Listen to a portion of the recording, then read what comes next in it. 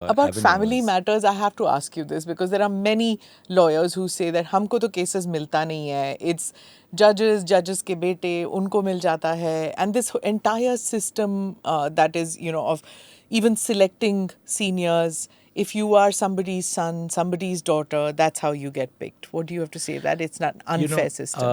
Honestly, what you say does not lack the entirety of truth. But it has been my endeavor, both as a young judge of the High Court, later on as Chief Justice of the High Court, Judge of the Supreme Court and Chief Justice of India, to try and make the legal profession an equal opportunity profession. And you can do that in numerous ways. I'll just give you two examples. First, you spoke about designation of senior advocates. Between 1950, when the court was set up, the Supreme Court, and 2024, we had all of 13 women who were designated as senior counsel. This year in January, or February actually, we designated 12 women lawyers as senior counsel in one go. In August, when we did the second round, we designated, I think, 10 women lawyers as senior counsel. So we designated as many as, 12 plus 10, 22 women as senior counsel. None of them belong to legal families, or most of them didn't belong to legal families. Many of them were first-generation lawyers. And when we interviewed them, they told us their stories about where they came from. They came from small Tier 2 cities, Tier 3 cities, made their way to the Supreme Court, set up practice as first-generation lawyers. So I felt this is an enormous opportunity for us to change the way the profession is governed. I'll give you another example.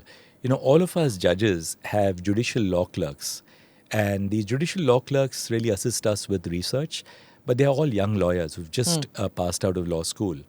Now, the way the law clerks were typically recruited across the country was by word of mouth. And by word of mouth would often mean, a member of the bar saying, please take my son or take my daughter. And I said, this has to change. So I prepared a white paper during COVID.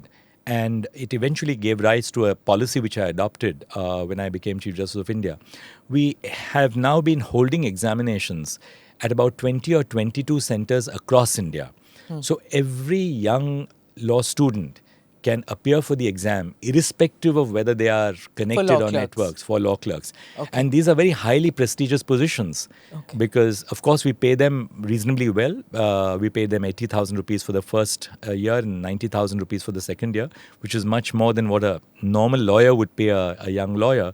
But more than that, it gives you an opportunity to clerk with a judge.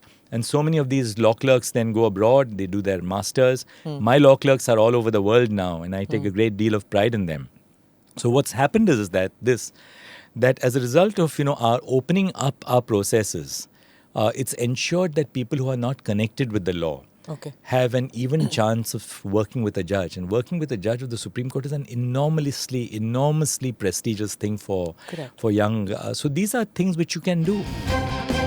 Click here to watch the full episode.